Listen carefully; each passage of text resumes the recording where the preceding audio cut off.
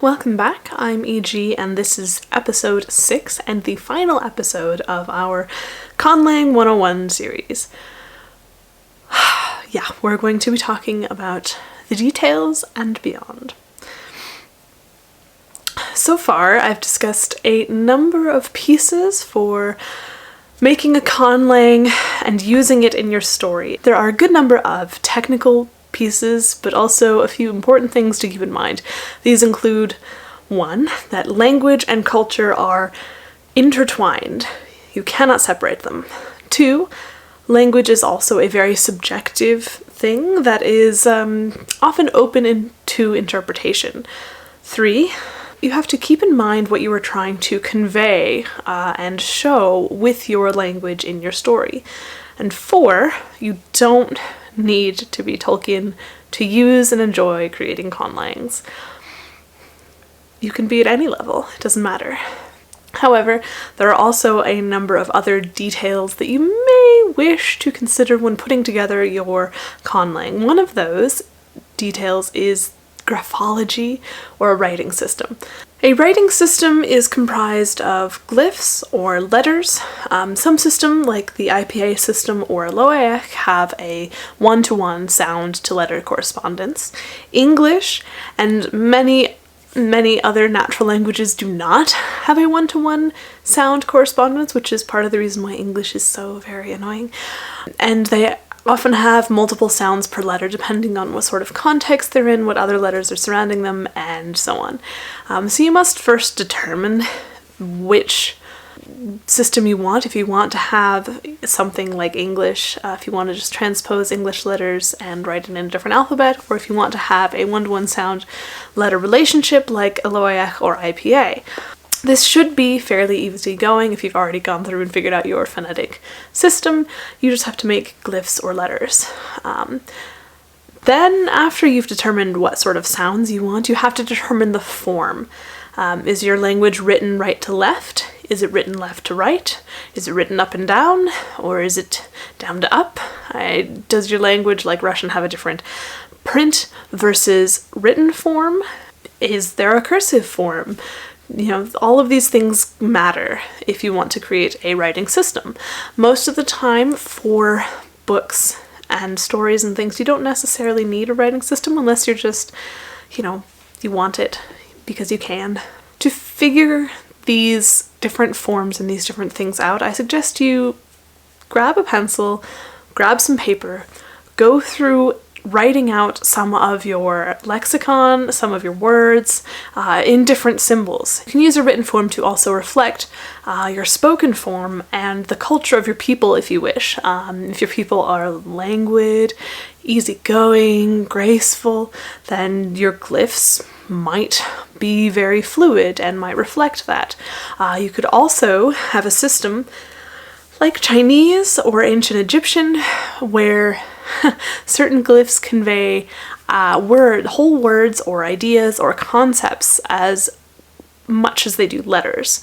This grants you a whole lot of freedom in your letter creating, a lot of flexibility, but it can also result in a very massive collection of words or symbols. My ancient Egyptian collection, the vocabulary that I have, which is only a small portion of the vocabulary, is a collection of 8.5 by 11 pages. There's probably about 100 of them. Yeah, so that's fun. For Loic, I went through and I actually converted my English writing, like writing by hand in English, to Loic letters to see how exactly they could be written. And I did do sound conversion in this, and it was a bit tricky, but it was also very fun.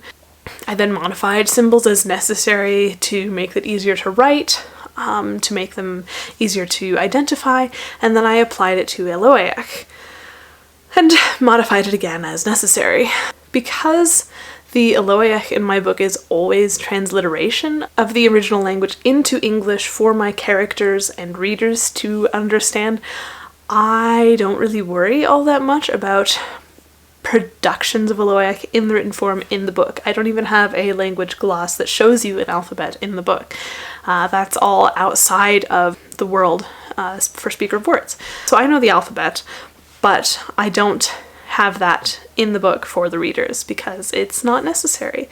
So once you've considered graphology in your writing system, we also have to consider such things as language evolution and development. So languages do not exist in isolation. Unless outside forces act to reduce all languages to a single language, then it is more than likely, actually it is pretty much guaranteed, that your language will exist in conjunction with other languages.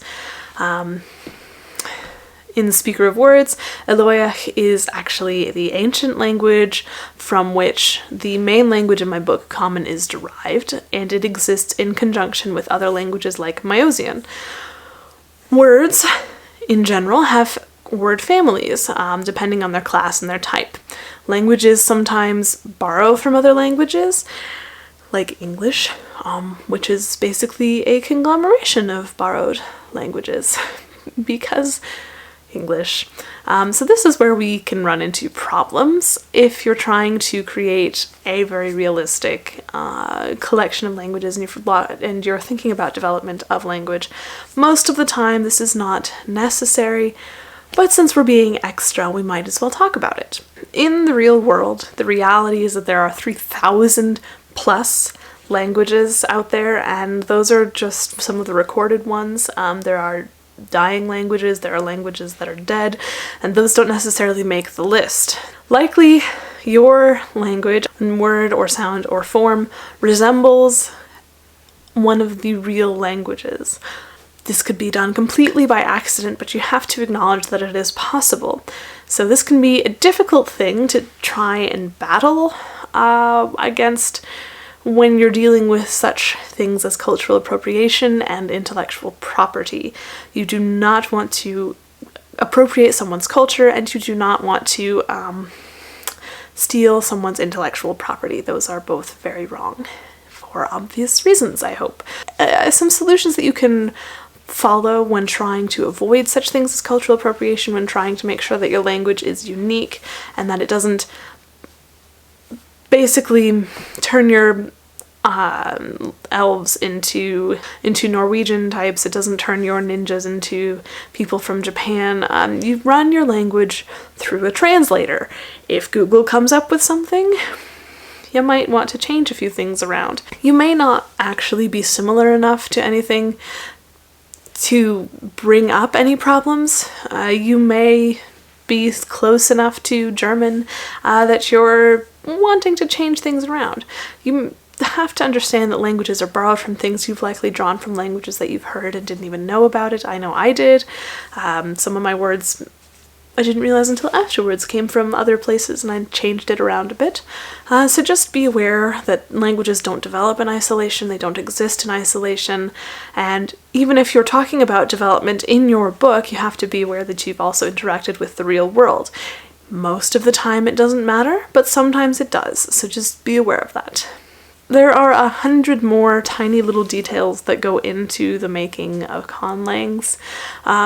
The ones I've talked about here and in the other episodes, those are only some of the things that you're talking about, but they should give you a basic understanding of conlangs, of linguistics, and how to use language in your story. There are many resources out there if you're interested in learning more about conlangs, about linguistics, about language in general. There are plenty of communities out there you can chat with. I mean, you can even learn other conlangs. I'm currently learning Klingon on Duolingo. It's kind of fun. I know the word for chocolate. So if you have any questions, please feel free to send me a message. I would be more than happy to talk about these things. If you have questions on technical linguistic pieces, let me know. If you want things about more conlangs, I have videos that talk about conlangs in stories. I've talked about some other linguistic pieces and writing in other videos. You can find all of that on my channel. please, if you have any questions, reach out to me. You can find me on all of the usual internet places. I am on Facebook, Instagram, and Twitter.